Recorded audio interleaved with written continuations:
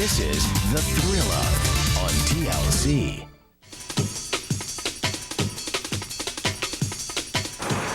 This is a major breaking story right now in Denver. All hell just broke loose, actually. This story's big. It's suspicious. They got a horseback search going out there.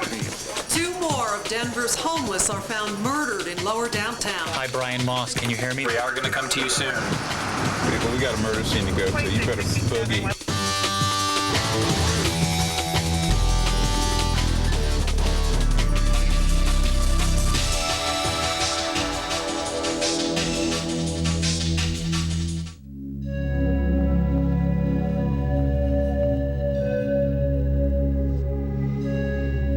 An unusual storm is gathering over Denver, Colorado.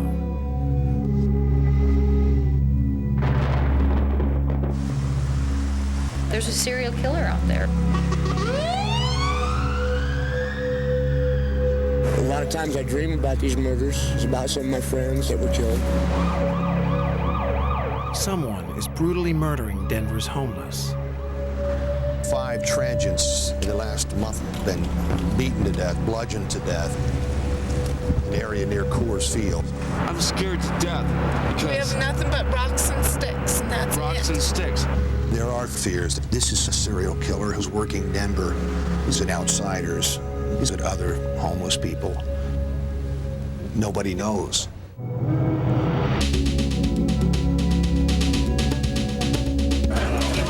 For the local media, this is one of the biggest stories of the year. Today we're here to announce a $100,000 reward for information leading to the arrest and conviction of persons that are responsible for the deaths of 5 homeless men in the past 2 months. People turn up dead along the South Platte River in hobo camps, and it's sad, but in any big city, life is cheap downtown. Veteran reporter Terry Jessup is covering the story for KCNC-TV in Denver. A break in the search for a Cortez police officer's killers. KCNC News 4 broadcasts 7.5 hours of daily news throughout Colorado. This is Base on 5, go. The station's news desk is Command Central. Information often comes through here first. Is there a bus on its side or anybody hurt that you can see? But before any information becomes news, Go, go, go, go, go, go. it must wind its way through the controlled chaos of the newsroom. I know, it's been corrected. The assignment editors. Is somebody writing that? Are you writing this? Producers. I just want to start with the newest stuff right off the top. Anchors. 30 seconds. All work closely together to produce each news hour. 15. Stand by to roll your tape, Frank. Sound resolve FS2. On time. 10 seconds. And without a hitch. Here we go. Stand by. Dissolve. But on the front line of television news are the reporters. Here at the Capitol today is the roll cue to the VO. After more than 20 years in the news business, Terry Jessup remains passionate about being a reporter. It's like an electrical cord. You just grab it and it tugs you along and you see the most amazing things, and sometimes it burns you, but it's never boring. But how else would I get to interview the last 4 presidents? It's amazing. Every news day begins with a morning story meeting. We had that big story on the phone company the other day saying they were going to get better. This guy who's been waiting for 14 months might be a good story. Filling 7.5 hours of programming a day is a constant challenge. Tim, we need a lead story. What do you got?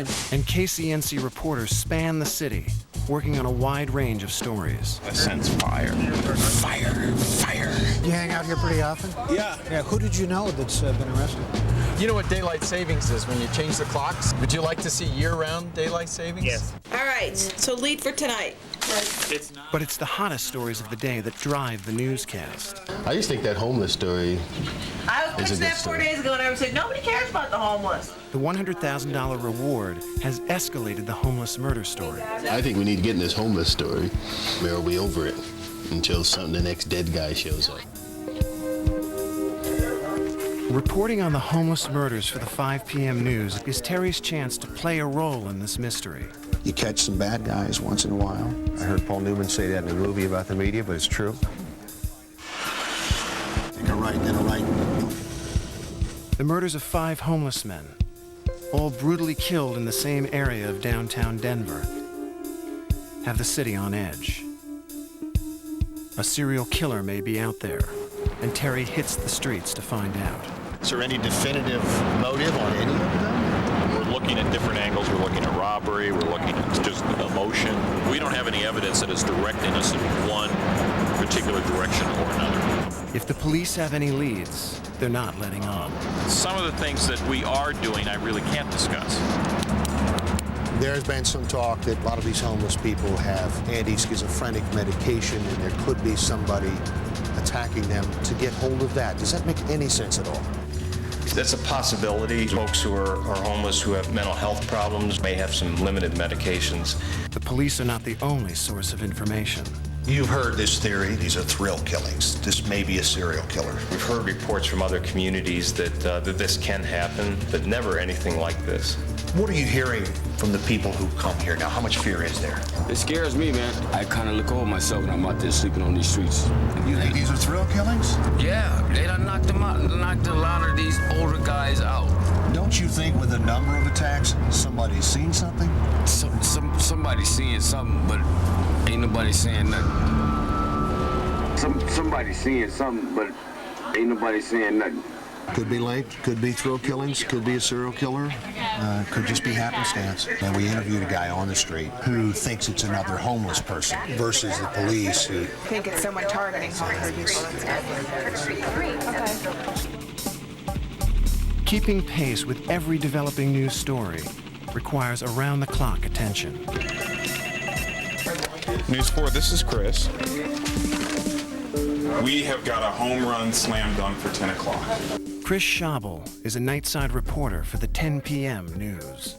I consider this my hometown. My parents still live in Boulder, Colorado. Police also say the investigation is ongoing and no one has been ruled out. So whenever I do a story, I'm not just telling the audience, I'm telling my parents. Chris has a unique family background. I have always known that I was adopted. It's a good thing they told me, because I would have figured it out anyway. I'm the only African-American child in a white family. And I think it's a credit to how I was raised that I don't look at the world through white eyes or black eyes. I look at the world through human eyes.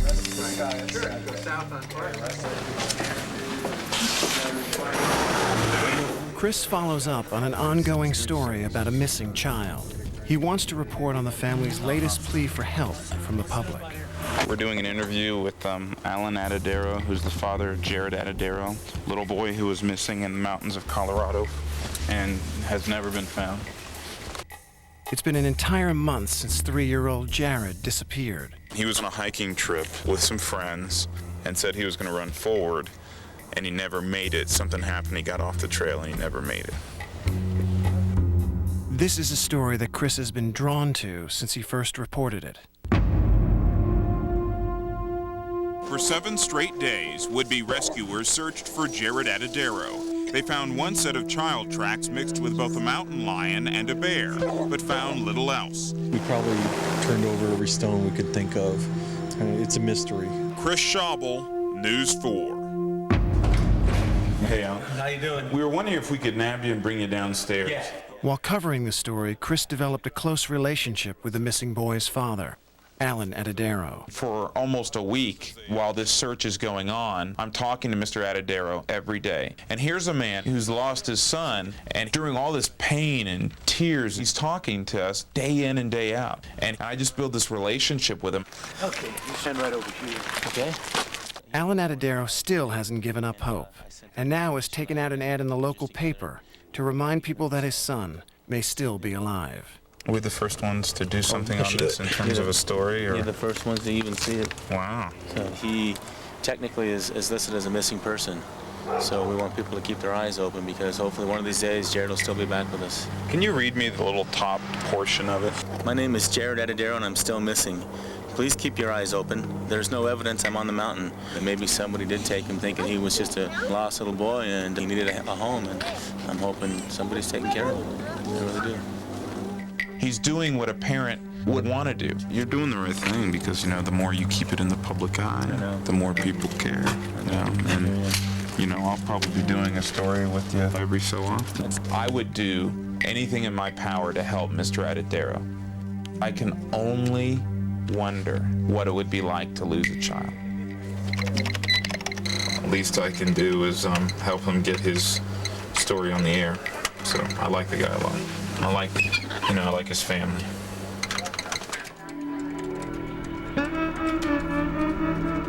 How many people do you think are involved? Terry Jessup has gathered all the information he can about the homeless murders. He now must pull the elements of his story together. For Terry, being a reporter is all about being a good storyteller. That's what keeps me going. If this isn't good, if it's poorly written, it's all on me. I've got no excuse. Test 1, 2, 3, 4. Doug Simmons believes the killer is just like him, homeless. Before discovering his passion for reporting, Terry was already accustomed to performing under pressure. I boxed Golden Gloves, traveled all over the country, Madison Square Garden, the Feld Forum. I got a room full of trophies and a crooked nose, but never got the big paycheck. Down the corridor, where good men die like dogs. Find the editor and breathe life into this. The head of Denver's homicide unit won't say there's a serial killer at work, but won't deny it either. While the editor assembles the package, Terry heads downtown to do a live shot for the 5 p.m. broadcast. Can you hear me, Stacy? Terry, we're probably about a minute 30 away.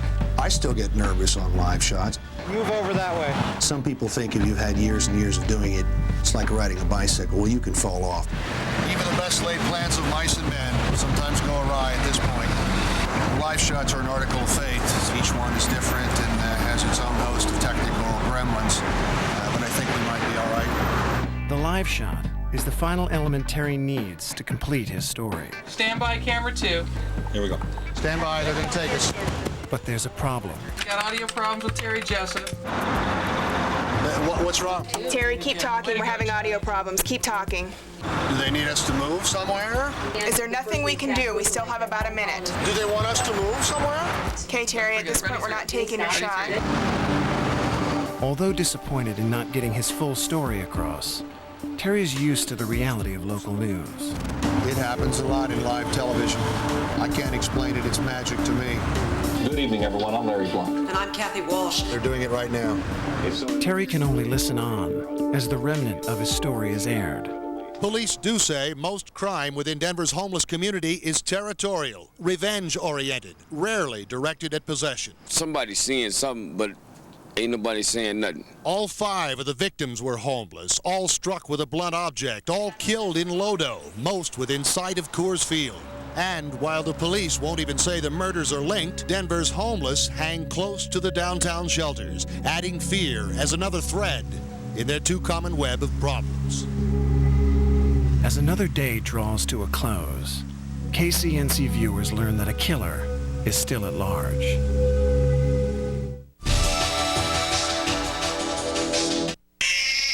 You've experienced trauma, life in the ER, taken part in a baby story. Now live through a busy night on the maternity ward. Tonight at 8 on TLC. This TLC program is sponsored in part by Agillion. Run your business on the web. Want to make your customers feel like one in a jillion? Let us help. With Agillion, you can treat every customer like your most important customer, all on the web. Isn't your business worth a jillion? Bob, can you make sure Carol gets these? Oh, thanks, Bob. Have a good night. Payday, Bob. Hi, Karen. Husband's still in there working late again.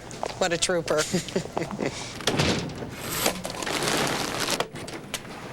How do you plan on providing for your family after you pass away? Conseco's life insurance policies can give your loved ones a regular monthly paycheck. Conseco, step up. Oh, I love pigs in the blanket. Yeah, they're Chuck's favorite. Hey, neighbor, your dog can go in my yard anytime. Honey, I think we should leave the toilet seat up. Son, I'm gonna stop spending your inheritance. No more junk mail. Dad, I'll stop taking money out of your wallet. Me too. And I'll quit stealing your newspapers. Wouldn't it be great if everyone tried to make your life easier? Dad, I'm not getting any more tattoos. I want you to put me in a home. We do. 5-star. An easier way to sell and service cars and trucks. It's better. We'll prove it. Thelma, take a note. Dear Klaus, up production to 500,000. Lots of foreign competition. How the heck would I know that? Thelma? You ready? Dear Marcel. Bonjour. Make sure we're not violating any quotas. Did you get all that, sweetie? Yes, Mr. Pease, I got it. Had it all, lost it all, because he didn't know what was going on in the world. Ah, you must be the new chopper pilot. Make it your business to know what's going on in the world. Go to FT.com for a global business perspective. The world doesn't turn on a dime. It turns on a yen, a pound, a rupee. Pandemonium. They have really high blood pressures and they're bleeding and they have twins and their water bag is ruptured, so what do you want to do? You do get attached to patients. When something bad happens to them, you feel bad for them. The majority of our patients are under the age of 21 and really, really scared. You don't get bored. I really, really like what I do. Experience real-life drama. Maternity Ward. Tonight, starting at 8 on TLC. Throw away the wrinkle cream. Leave the vitamins at home. Cast your cholesterol score to the wind. And if you see the Surgeon General, buy him a shot. Mandalay Bay, Las Vegas. Call now for special room rates. You can buy a Gateway Essential PC with a year of AOL and a free printer for $999. Or you can buy a PC from a bargain basement company for $599. Then add a monitor, lots of software, a year of AOL, and a Canon printer and end up paying over $1,200. With Gateway, you'll get all that and you'll still end up paying $999. Which one's the real bargain? Call 1-800-GATEWAY. Featuring the Intel Celeron processor. Denver, Colorado, a commercial center for the Rocky Mountain region, a haven for those seeking a more wholesome lifestyle. But the mile-high city is facing a menacing problem. 5 homeless men have been bludgeoned to death downtown. KCNC-TV closely monitors every development. News for the Doug. Yes, hi. Finally, there's a break in the case. And you're only looking at this one homicide? He's a 20-year-old transient who is the suspect. It turns out that there's more than one suspect. Police have made 3 arrests in connection with one of the homeless murders from September.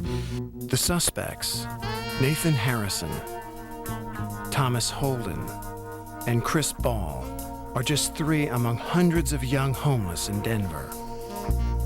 For many of them, their only home is downtown 16th Street Mall. The locals have given these young homeless a name, the Mall Rats. There's going to be a bunch of mall rats come down the hallway here in just a little while. I have to get in front of these guys and backpedal and hopefully not hit a wall. In addition to the 3 murder suspects, 5 other so-called mall rats have been arrested for attacks on older homeless. As to their motive, there are only speculations.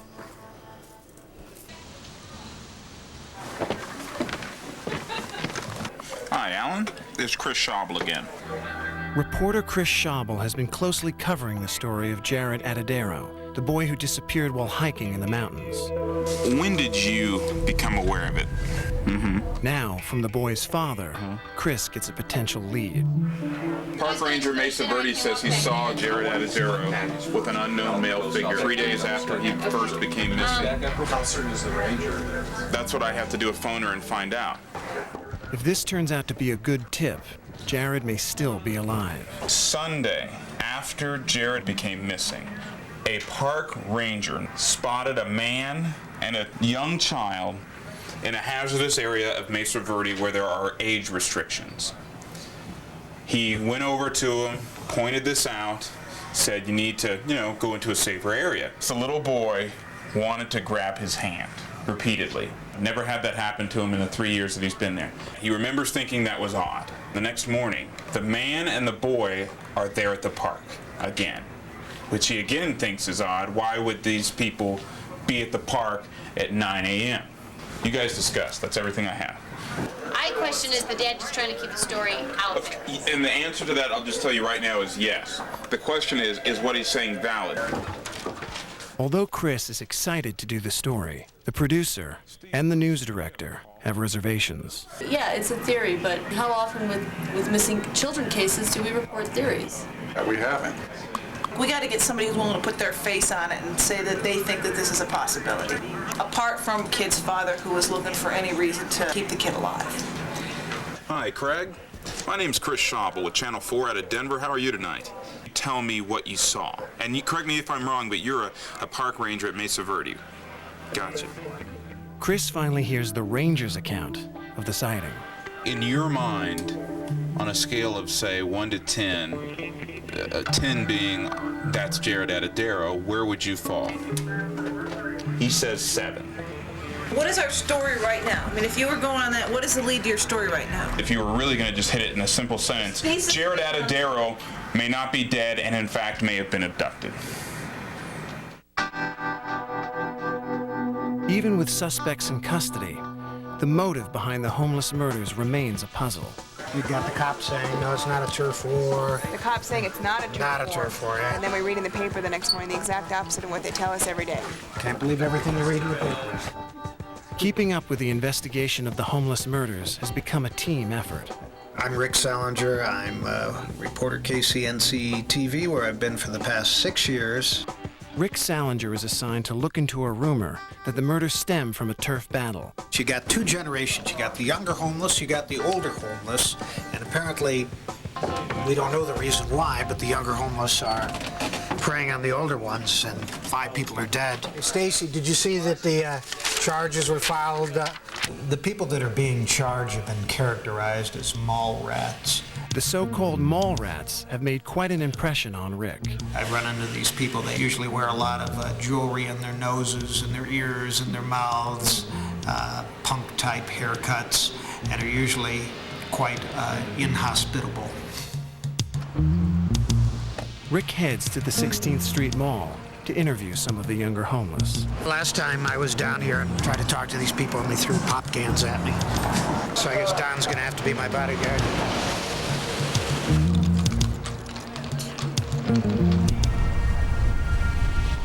Hi, Rick Salinger, Channel 4. Anything going on with these guys? Rick learns that the young homeless have been kicked off a park and onto an adjacent sidewalk. What do you think of the cops making everybody leave from down there? It's just plain harassment. It's a public park. People should be able to sit. It's because they consider us undesirable. Do you know the guys that have been arrested in connection with these? Plead the fifth on that one. I don't know them very well. I know a couple of them. Tommy and Alex were both my friends. In the paper, I read that they had no proof. Alex and Tommy were a part of it. They have some problems with the older homeless people? No. Well, as one would expect, they're rejecting the notion that their friends may have been responsible. 3, 2, 1. While police have their who... Hi! Hi! Hi. What's up, dog? Are we okay now? While police believe they have their who, they're still not sure of the why the murders of the homeless people took place, and they're rejecting suggestions that this may have been a turf war. Whatever the motive may be, Denver's older homeless are resting more easily with the suspects behind bars. Now it seems like they're pretty much back to normal concerns. How cold will it be tonight? Where can I get some shelter if I have to? As a whole, the homeless population tend to be survivors.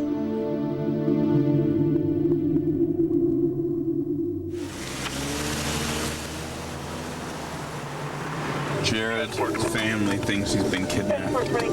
They've got a park ranger to back up their theory. Chris has gotten the go-ahead to do a story on a possible sighting of Jared Atadero, and he's feeling the pressure. There's a lot of things at stake with this story. Credibility, embarrassing the station, embarrassing even the family of Jared Atadero. I just got to be focused, accurate, and I'll be fine. There is no sign of Jared. The only sign in the mountains was a child's footprints, mixed with the tracks of a mountain lion. The man that found those tracks, he followed the mountain lion for a ways, and he said, there's no sign of a struggle, there's no blood. He said, Alan, that cat never saw your son. Alan Atadero believes that the boy the ranger saw may have been Jared. The ranger was talking about how much this little boy wanted to hold his hand, and that's exactly what Jared would do. He is a big-time handholder, big-time handholder. He says on a scale of 1 to 10, he gives it a 7. I tell you what, being a teacher, 70% passes to me. See, I felt all along that they're looking more for reasons to stop looking for Jared than they are to keep looking for Jared. Alan Adedero is convinced that the authorities dismissed the importance of the sighting too quickly. They keep telling me probability, it's the least probability. Well, when you ask me about probability, what was the probability that was the last day I'd see my son, I'd have told you it's very small. Now Chris has to get another perspective. Hi, Sheriff. Hey, how you doing? That of the county sheriff who led the search. And when it comes to balance, I have to have equal sentences, equal sound bites from the people who are on the opposing side. This boy that was seen at that time didn't act like he'd been crying, didn't act like he was fearful. If somebody were to have abducted Jared, it would be very unlikely that they would then expose him to a public view. I've never heard of anybody abducting somebody and then parading him around. As he listens to the sheriff, Chris comes to a realization. Whether or not that boy was Jared Adedero, even after a bunch of research, I don't think we're ever going to know. Are you guys getting as tired of this story as we are? Well, I wish something would resolve it. Park ranger says he may have seen Jared Adedero just one day after he first became missing. Trouble is, this raises more questions than answers. Although not optimistic about Jared's fate, Chris knows that his story will console a father who's lost his son. It's good that it's out there. I think Mr. Adedero's happy it's out there. For Jared's father, news his son may have been kidnapped is actually a relief. To this day, Jared Adedero has not been found.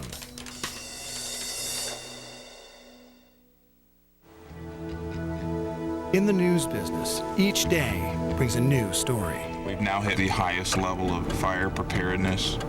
Chris heads to the suburbs to report on the dangers of a brush fire. I sense fire. Fire. Fire.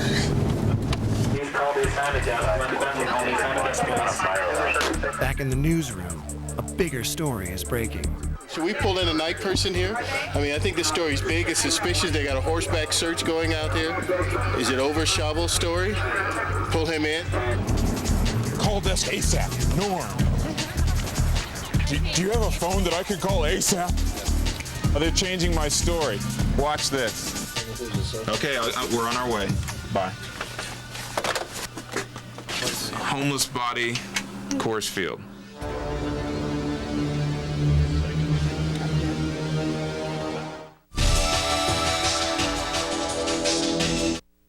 Can I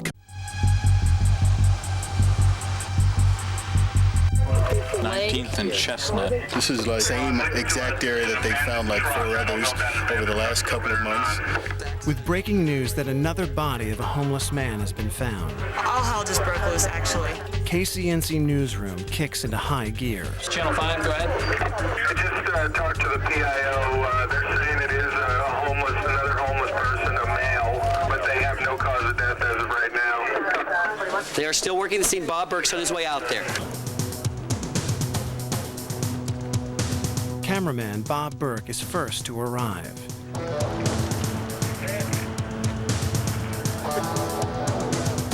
At the scene, there is a massive police presence. Just this morning about 11:30 we got a call on a body in the field behind us here. In the process of investigating that particular death, we came upon another body north of where the first body was located. 2 dead. Yeah, it sounds like there's a second dead one. 17th and Chestnut and 19th and Chestnut. Yeah. Like right on top of each other. This is the original body they found, ready? It's 2 blocks down from the other one. That's got my little fibers. I only have 3 hairs left, but you know they're kind of standing up on my head, if you know what I'm saying. We don't know if it's a murder or if it's an overdose. It's just 2 dead bodies found. So at this point, we're just treating it as an investigation. As the only available reporter in the field, Chris Schabel races to the scene. Just now they found another one while searching the area. To respond to 19th and Chestnut. That's where we're going. When the stuff is hitting the fan, I love to rock and roll. You get that camera going, and I'll show our audience live exactly what's going on. Norm, is this a fluid situation? Extremely.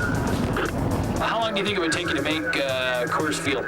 Shovel's 45 minutes out, so he can't be there in the 5 minutes a reporter can. With the news of a second body, KCNC wants a reporter at the scene immediately. Pat Barry is on his way up the street. He'll be down front. I just need a reporter to go with him. Brian's working the phones on the murders, so... But they're not murders yet. I'll go if you want, Jackie. Yeah, go. Brian will go. Crime reporter Brian Moss is pulled from the newsroom. Aren't the suspects in some of these murders in jail right now? Supposedly. They all were in court yesterday. They're all still in jail. Supposedly. Either copycat or maybe they had the wrong people. How about that?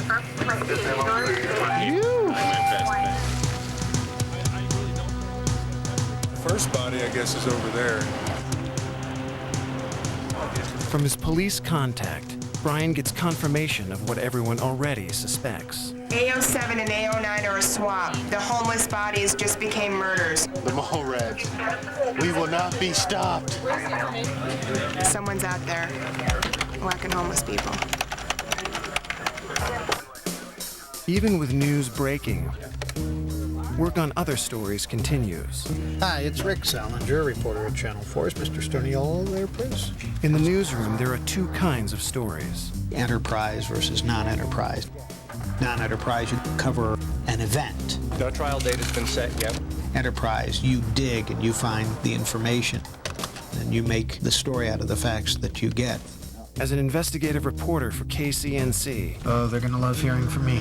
Rick Salinger, for the past 4 months, has been putting together a special series on sex offenders in the Denver area. Can you do me a favor if you're going to the Cherry Hills Police Department? Sure. Ask them if they have a sex offender registration list, and if they do, could you pick it up for me? We've been gathering the lists of registered sex offenders and then putting a pin where each of these sex offenders lives. This is the Capitol Hill area of Denver. It's virtually populated with registered sex offenders. Most people don't realize that they're living right there in their own neighborhoods. And so we're going to put these maps on the TV, and I think a lot of people are going to be shocked. Rick's ultimate goal is not to shock the viewers, but to inform them of their rights. The list of registered sex offenders is made available by law, yet most people don't even know that that law exists or that they have a right to that list. If I would have had any idea that my neighbor was a sexual predator, I would have paid a lot more attention to my daughter outside the yard. Earlier this year, these people who had a little girl and didn't know they had a registered sex offender living 2 doors down, and this man tried to break into the house and molest the girl. So they got a copy of the sex offender registration list and were shocked to learn their neighborhood was just infested. And they then took it on themselves to pass it around all over their neighborhood so their neighbors would know where these people are. Getting the word out is exactly what Rick wants to do. All we're doing is we're telling people what we know about a particular situation. But we have these tools to do it on a mass scale, and that places a heavy responsibility on our shoulders. I have victimized people. That responsibility includes protecting the sex offenders themselves. We're not revealing the exact locations of where they live. It could invite vigilantism. In fact, there was a case in Texas where a person was beaten because that address appeared on the list. Turns out he wasn't the offender. Just say behind Union Station. Nobody knows where 19th and Chestnut is, but say behind Union Station. People know what that is. Brian, just a little bit this way. Reporter Brian Moss is at the scene where the bodies of 2 homeless men have been found. Let's go. He stands by, ready to go live. It's on. People, we got a murder scene to go to. You better boogie. Even with Brian already at the scene, Chris is still needed on the story. It's a big story. I mean, someone's continually killing homeless people, and apparently it's not just the people they already have in custody. Jeff, the producer, please talk to me. Hi, Brian Moss. Can you hear me? This is Jeff. Okay, Jeff, I'm ready to go. How soon are you coming to me? But Brian can't break into the 4 o'clock news, already in progress. I was told to get on the air as soon as possible, Jeff. We ran out here and set everything up. We are not taking Brian live until the top of the show. Why? Why can't we do this? I want to get him up in the bus on because that's what he led with, and we got to get that on. The managing editor is reluctant to preempt another story. 4 o'clock doesn't seem interested in this, which is a bunch of baloney. And we're the only ones that can go live with this right now. And nobody else is there. Why can't we do this? Most nights, every station is leading with the same story. So being there first helps you get a leg up on everyone else, because they're going to be there sooner or later. Break. News base on Channel 5. Be prepared, we are going to come to you soon. Back in the newsroom, they've decided to break into the 4 o'clock newscast. Well, we have breaking news to report to you right now. Brian Moss is standing on the scene out at 19th and Chestnut. What's going on out there, Brian? Larry, this is a major breaking story right now behind Union Station in Denver. 2 bodies were found in these fields behind me. I've been told by Denver police sources, each of these appears to be a carbon copy of the other. And obviously there is a major and dramatic search going on behind me right now. As more officers arrive to join the search, Brian learns exactly what they're looking for. Hello, Jackie, Brian. They're searching for these guys' heads. That's what they're looking for. Both may have been decapitated. Whoa. It's crazy. It's really crazy. Just a little thank you note to my dentist. ATEC Online. The rules are changing. The Denver police search the field where the bodies of 2 homeless men have been found. Word spreads among the reporters that the murder weapon may have been recovered. KCNC reporter Brian Moss tries to get a confirmation. Hey, Tony, they found a shovel out here. They thought at first it might be the murder weapon. A shovel? But the police are not forthcoming. I don't know. Don't know that either, huh? I don't know anything about a shovel. First news quiz, last Reporter Chris Schabel finally arrives at the scene. That brings to 7 the number of homeless men found murdered in Denver in the past 3 months. Police are reluctant to draw conclusions. Thanks, Brian Moss. Chris will relieve Brian. I listened to your shots, so I'll just rip off your info from that. Okay. And report on the continuing investigation. How come you guys aren't calling it a serial killer? What does that mean? Tell me what that means. It means repetitive murders of similar person. By MO. I don't think we're going to take that step. You all want us to take that step, but we're not going to take that step yet. I mean, how many people have to die before they call it serial killings? You know, if it were 7 people in the Cherry Creek area, we'd be calling them serial killings. When we speak of sexual predators, is the word interchangeable with sexual offenders? Reporter Rick Salinger has gathered all the sex offender registration lists he needs for his story. In some of these places, you can't get the list of registered sex offenders unless you live in that city. So Carol was kind enough to get me the list for the city where she lives. And I found out there are sex offenders living in the apartment building 2 doors down from me. And how does that make you? Not very comfortable. 3540 South Amherst Street. Right there. Part 1 of Rick's story will air tonight, and 2 station interns have volunteered to help plot out the map he will use. These are all the registered sex offenders in the Denver metro area. Anything from incest to sexual assault to rape to anything. There's 5 and 6 in some houses. And there's 16 that live 2 doors down from me. Yeah. I mean, look at it. It's completely crazy. How many do you think we have? Thousands. Yeah. There's thousands of them. Oh, I love that shot. I love that shot.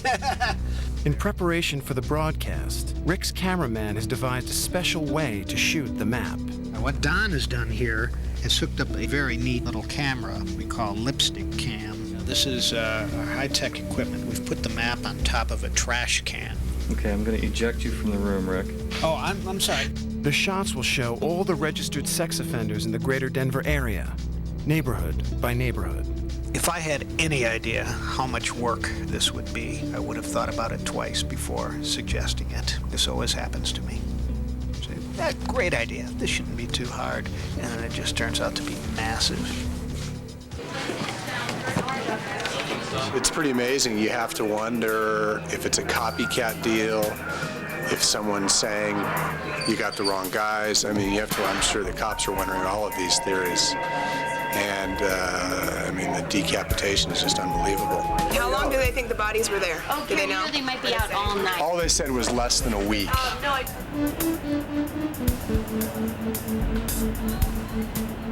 But then now they're saying at least one of them could be more than a week. Police are even saying they don't know how the timelines work out, whether or not the people who are in custody now were already in custody before these guys were dead. The grisly nature of the murders has left Chris with a dilemma. They're still searching for evidence, and we know that evidence includes the heads. However, we're intentionally not reporting that, at least right now. They might be bringing hounds at her. The truck just pulled up with dogs in it. Where's the hound dogs? Have to pick up the record.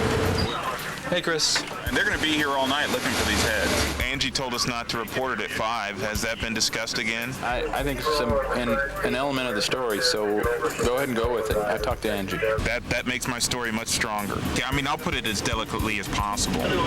So, they're looking for their heads. I take my work seriously, but I don't take myself seriously.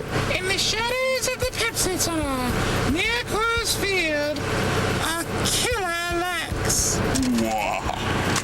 If we didn't laugh, some of the stuff we cover would make us cry. They're looking for clues. They're not only looking for a murder weapon or weapons, they are also, and shockingly we've learned, looking for the heads of the decapitated victims. When they hear that, they're going to jump out of their seat.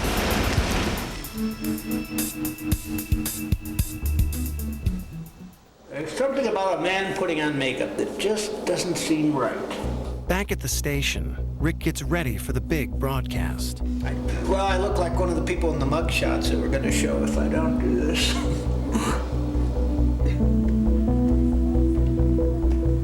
Just hope I don't flub this. Here we go. Thank you. Man, these homeless murders are terrible. Trade letters. Rick has last-minute jitters about his story. I honestly don't know what kind of a reaction we're going to get. I'm very nervous about it, too. I don't want to set off a panic. Colorado lags behind other states in making sex offender registration lists available to the public. News 4's Rick Salinger joins us with a frightening story of why parents need this information. Some 7,000 convicted sex offenders live in Colorado. Among them, a man with a very chilling story to hear. I sexually assaulted students as a teacher. How many? In my life, or as students? In my life, 70. In Colorado, the law requires sex offenders to register with police. But in almost all cases, the police aren't required to notify you where they live. So where do all those registered sex offenders live? Let's look closer. The area from 6 to Colfax, Broadway populated with those convicted of sex crime. On the west side of Denver, you can see the map we put together on our website, which is kcncnews4.com. Thanks, Rick. After months of work, Rick is relieved to have his story finally on the air. I guess the reaction will come in different ways. We'll just have to see what happens.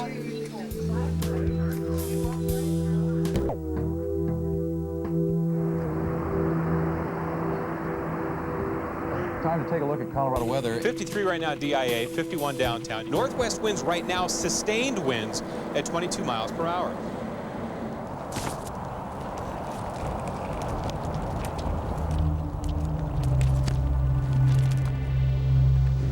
They're going to bring in 50 detectives at least, canvass the entire area. Terry Jessup is on scene where the bodies of 2 more homeless men have been found. These guys have been dead for a week. One guy has been dead, they figure, at least a week. Denver police have evacuated the homeless who frequently sleep in this field. I just can't believe no one found them until yesterday. And continue their exhaustive search for evidence.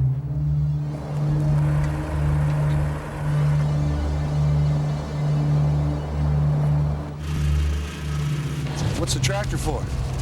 Oh, grass. Tractors have been brought in to clear the overgrown area. What have they found so far? Well, I can't discuss what evidence we have or haven't found, or what evidence we're currently looking for. And how do you identify the victims when they were decapitated? Well, at this point, a lot of this depends on what happens at the coroner's office. But he wouldn't confirm whether they recovered the heads, would he? Even a veteran reporter like Terry is struck by the horror of these crimes. We have an angry, angry society out there in the street. I've slept out here myself. Anger is spread to the very people who are being targeted. What's your connection to this? Are you homeless? I'm homeless, I'm Polak. Any theory on who's behind this? We think it's some clowns on the mall. They killed 4 of my friends. That's bullshit. You know what? Homeless people, we're gonna get together, a bunch of winos. We're gonna go find these little f***s. You think not? I'm gonna tell you straight out. This is Pollock talking straight up.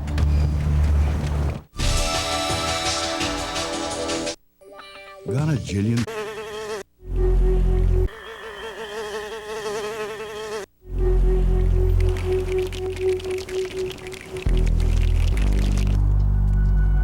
Denver police finally call off the search of the field where the bodies of the 2 homeless men were found.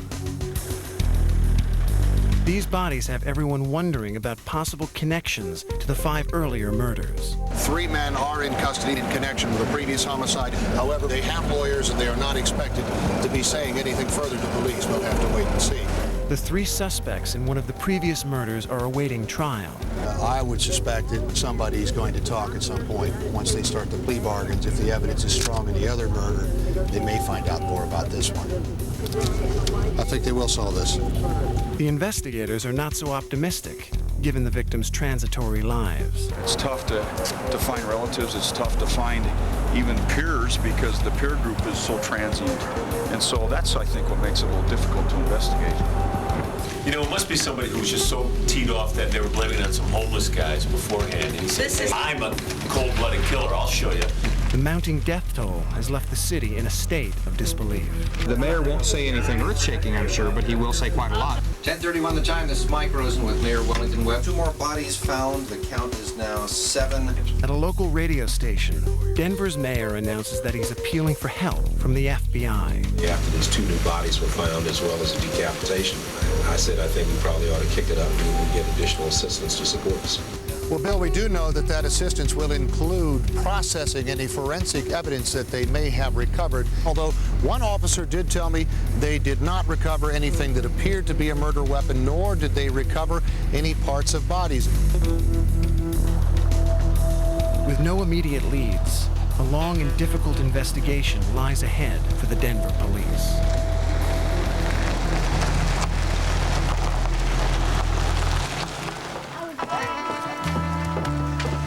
Some 7,000 convicted sex offenders live in Colorado. They want me to do what I did at 10 o'clock last night. They liked it so much that they want me to do it again at 4 o'clock. Rick's sex offender story has got the whole town talking. I was on the radio this morning to talk about the series, and then these maps just gotten a tremendous response. I even got a call from the mayor's office today about it. The reactions from the viewers are pouring in. We're going to read some of these on the air. I watched your special on sex offenders. When you went through the photos, I was sickened when I recognized one of the pictures. It appears as though he may be one of our employees, which is around my children quite often. We don't live in a vacuum. I am deeply disturbed by the way your promo seems to be inciting a witch hunt.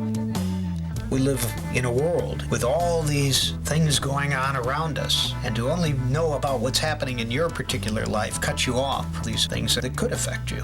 What right do you have to invade the privacy of those people by... Every story is different. You can have a good story for different reasons. Have a good evening. See you tomorrow. I think a good story is one that people will say, well, I'm glad you told me that. That's interesting.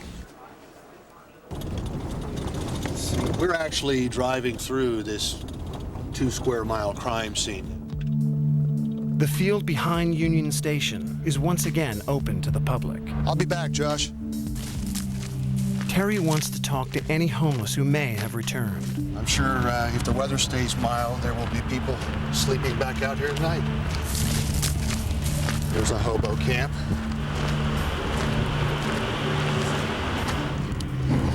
Now, this is strange that someone without a home would leave something like this. A Bible. That's nice to see. Nickels, dimes, quarters. Well, you would think someone would be coming back to this, wouldn't you? This will all be skyscrapers someday. Even with Denver's changing landscape, Terry knows that the homeless will always be part of the city. Every person out there has a story. Somebody's uncle. When people say they're homeless, they're strange that they have no roots. It may not be very pleasant, but it is a story.